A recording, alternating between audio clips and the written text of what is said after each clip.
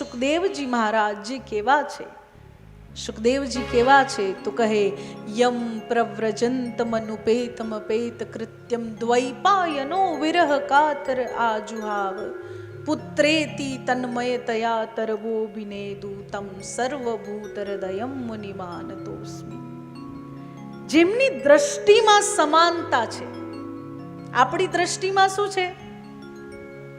આપણી દ્રષ્ટિમાં સમાનતા છે? નકારાત્મકતા કુટી કુટીને ભરી છે આપણી દ્રષ્ટિમાં. કોઈને પણ પહેલી નજરે જોઈએ ને એટલે પહેલા તો એને ઉપરથી નીચે સુધી સ્કેન કરીશું. બહુ વધારે પડતો જ એટીટ્યુડ લાગે છે આમનામાં. આ વિચાર આમ પહેલા નંબરે આવે જ.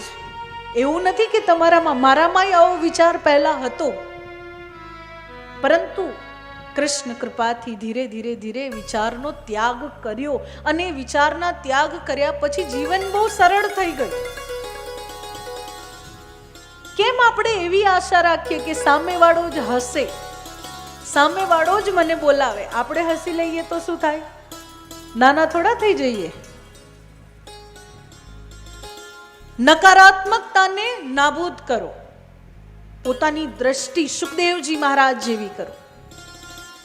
16 વર્ષ સુધી માતાના ગર્ભમાં રહ્યા બાદ સુખદેવજી મહારાજ જ્યારે જન્મ ધારણ કરે અને જન્મતાના સાથે સાથે જ જ્યારે આમ માતાનું મુખ કે પિતાનું મુખ જોયા વગર આ પૃથ્વીનું લોકનું વિચરણ કરવા માટે ભગવાન નામ સ્મરણ કરતા કરતા ચાલવા લાગે, ત્યારે પિતા વ્યાસજી મહારાજ પાછળ પુત્રેતિ તન્મયતયા તરવો બિનેદુ, પુત્રના મોહમાં વ્યાકુળ થતા હે પુત્ર કરતા પાછળ જ્યારે દોડે.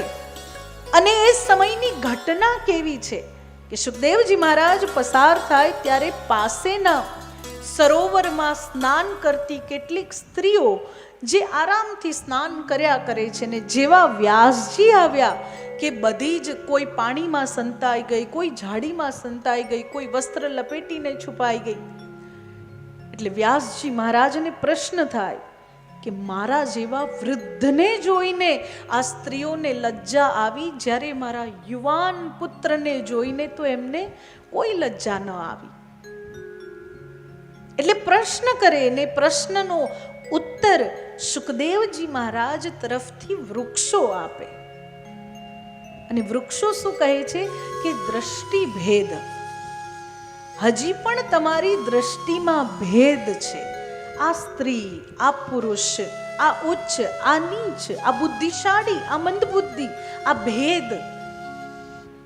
અને એ ભેદના કારણે સમાનતા નથી. અને સમાનતા ન હોવાના કારણે આ સ્ત્રીઓને પણ એ અનુભૂતિ થઈ કે તમે એમને જોઈને આવો વિચાર કરશો કે આ અહીંયા સ્નાન કરી રહી છે. જ્યારે તમારા પુત્ર સુખદેવજીના મનમાં એટલી સમાનતા છે કે એમનામાં તો સ્ત્રી પુરુષનો જ કોઈ ભેદ નથી. ઊંચ નીચની તો વાત જ અલગ છે, પરિસ્થિતિની વાત જ નથી અહીંયા. એ દરેક જીવને જીવ તરીકે જુએ છે. કોઈ પણ અવતાર હોય, એ પશુ હોય, એ પક્ષી હોય, એ મનુષ્ય હોય, કણકણમાં આ સંસારમાં રહેલા દરેક યોનિમાં બિરાજેલા જીવને સુખદેવજી મહારાજ જીવ તરીકે જુએ છે, આત્મા તરીકે. ન એ સ્ત્રી સ્વરૂપે જુએ છે ન પુરુષ સ્વરૂપે. અને એટલા માટે એમનું ધ્યાન પણ નથી કે અહીંયા કોઈ સ્નાન કરી રહ્યું છે. જ્યારે આપણી દ્રષ્ટિ તો કેવી છે? ઓલું એક એક્ઝામ્પલ તમે સાંભળ્યું છે ને કે મોટા સફેદ બોર્ડમાં એક કાળું ટપકું કરવામાં આવ્યું અને પૂછ્યું કે શું દેખાય છે? તો શું દેખાયું? કાળું ટપકું. દ્રષ્ટિમાં સમાનતા. પરમાત્મા કહે છે, ગોસ્વામીજી મહારાજ કહે, સિયારામ મય સબ જગ જાની, કરહુ પ્રણામ જોરી જુગ પાની. પરમાત્મા પરમાત્મા કહે છે, સપને હું નહીં દેખહી પરદોષા. શબરીબાઈને જ્યારે ભક્તિનું વરદાન આપે તો શું કહે છે? આઠવ જથા લાભ સંતોષા, સપને હું નહીં દેખહી પરદોષા. આપણે તો ખુલ્લી નજરે દોષ દર્શન કરીએ છીએ. સ્વપ્નની તો વાત જ અલગ છે.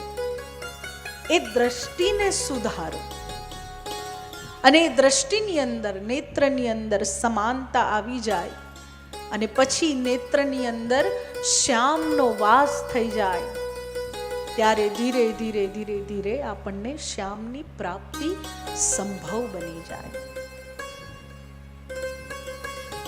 ભાગવતજીએ શું છે તો કહે, સુખદેવજીના મુખથી વરસતું અમૃત છે, રસિકો ખૂબ ભાવથી, ખૂબ લલાયિત થઈને એનું પાન કરે છે. અને એ પણ સુખદેવજીના મુખથી ઝરતું આ અમૃત, જેના ક્યાંક ને ક્યાંક આપણે પણ પ્રાપ્તિ કરતા બન્યા છીએ. આપણે પણ એમને પ્રાપ્ત કરવા જઈ રહ્યા છીએ. સર્વપ્રથમ જ આ સ્કંદની અંદર ભગવત કથા અને ભગવત ભક્તિનો મહિમા આવે કે ભગવત કથાનો મહિમા શું. આપણે ઘણીવાર પૂજ્ય શ્રી મોરારી બાપુના મુખે સાંભળ્યું હશે કે કથાનું ઊંધું કરો એટલે થાક થાય. જે થાકને ઉતારે એ કથા. કયો થાક? 2 દિવસના ઉજાગરાનો આધ્યાત્મિક થાક. 3 પ્રકારના જે તાપ છે ને, આદિદૈહિક, આદિ ભૌતિક અને આધ્યાત્મિક, એમાં સૌથી ભારે આધ્યાત્મિક તાપ છે. એટલે કે મનની અંદર રહેલા નકારાત્મક ભાવ, એને જે ધોઈ નાખે. કોઈને સુખી જોઈને આપણા હૃદયમાં જે દુઃખ પ્રગટ થાય છે, એ થાકનો નાશ શ્રીમદ ભાગવત કરે છે. શ્રીમદ ભાગવત ત્યાં સમાન દ્રષ્ટિ આપે છે કે દુઃખી નહીં, આનંદિત થાઓ. ભગવાન દ્વારિકાધીશ શ્રી કૃષ્ણચંદ્ર પરમાત્મા પાંડવોને અધિકાર અપાવવા માટે મહાભારત જેવું યુદ્ધ, કે જેનાથી મોટું યુદ્ધ ન થયું છે ન કદાચ થશે,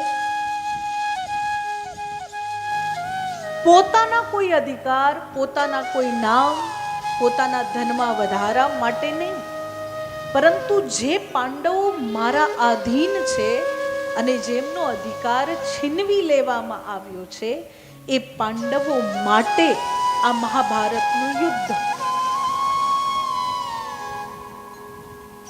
પરમાત્માના આધીન જો રહીશું ને તો અધિકારનું તો પ્રાપ્ત થઈ જ જવાનું છે.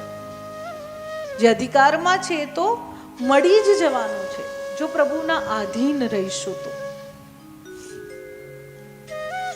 પરંતુ જે બાકીની વસ્તુના વધારામાં આપણે સમય કાઢીએ છીએ, એવો સમય જો ભક્તિના વધારામાં કાઢીએ, એટલે પરમાત્મા માટેના પ્રેમના વધારામાં પ્રેમ કરો, પ્રભુને ખૂબ પ્રેમ કરો. પ્રભુને જોઈને હૃદયમાં આનંદ થાય, પ્રભુના ગુણગાન સાંભળવાની લાલસા જાગે. બીજો કોઈ ધર્મ નહીં. સવે પુંસામ પરો ધર્મો યથો ભક્તિર દોક્ષજે. ભક્તિથી વિશેષ કોઈ ધર્મ નહીં, બીજું કોઈ કર્મ નહીં. કદાચ સેવા ન કરી શકો, થાળ ન ધરાવી શકો, સમયના અભાવે કદાચ મંત્ર જાપ ન કરી શકો, ધ્યાન ન કરી શકો, પરંતુ પ્રભુને પ્રેમ કરો. એટલું બધું ભગવાનને પ્રેમ કરો. પ્રભુને કરેલો પ્રેમ છે ને પાછો આવશે. પેલું નથી કે તમારું દિલ આને આપેલું, આને આપેલું, આને આપેલું. એટલે આ સંસાર તો કેવો છે? યહ સંસારે ખલુ દુસ્તારે કૃપયા પારે પાહી મુરારે. ભજ ગોવિંદમ ભજ ગોવિંદમ ગોવિંદમ ભજ મૂઢમતે. સંસાર તો કેવો છે? ખલ જેવો ને. એટલે તમારા દિલને એ ખલમાં નાખીને બરાબર ચૂરો કરીને પાછું આપશે. પણ જો પ્રભુને હૃદય આપ્યું હોય તો પ્રભુ એને ખૂબ સાચવીને રાખે ને પ્રેમના તો કેટલા ઉદાહરણો આપણે જોયા છે.